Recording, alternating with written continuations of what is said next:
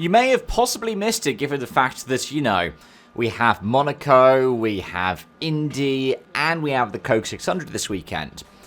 But because it's a bank holiday weekend in the UK as well as Memorial Day weekend over stateside, we have some really good racing over in the British Isles. British GT, I believe, is at Alton Park, but for me, and for this video, we're going to talk about Snetterton for the BTCC. And we'll start off the schedule because as this video comes out, the weekend is already underway. Starting at 9:15 on Saturday, you have BTCC free practice, followed at 10:10 with mini qualifying. At 10:55 you have F4 qualifying, followed by at 11:35 Carrera Cup qualifying before more free practice at the BTCC. Then at 1:55 you have race 1 for the minis. At 2:35 the first race for the F4s. And at 3:10 live on BTCC's YouTube, you have qualifying for the rounds of the British Touring Car Championship. Then on Sunday, it starts off at 9:20 with the minis, followed by 9:55 the Carrera Cups. At 10:35 you have the F4s, followed by at 11:30 the first BTCC race of the day. Then you get your lunch break, which runs all the way through to 1:25 for the minis' second race of Sunday. Now, if you're watching the BTCC broadcast, they tend to show these earlier races during the lunch break.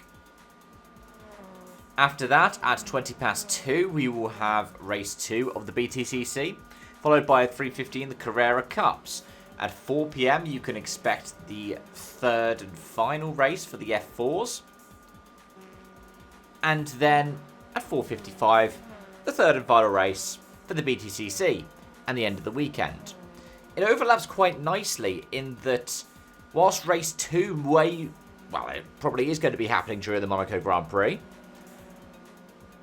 generally you can go, okay, BTCC, then F1, then back to BTCC, then IndyCar, then Coke 600. You could probably mix in a bit of British GT in the middle. So, overall, a nice weekend of racing. It's highly likely that this weekend in Snetterton we will see what we've seen in the first 2 weekends so far this season, in which the lap records have fallen. This is because of the change to the boost system instead of the hybrids. The cars have a similar amount of power output to what they had last year, but now they are actually quite a bit lighter as well.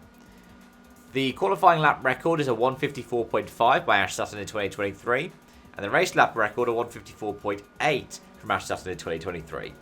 Given the last time out of Brands Hatch Indy, both the race and qualifying records fell. And I think the race record fell, didn't it, at Donington Park?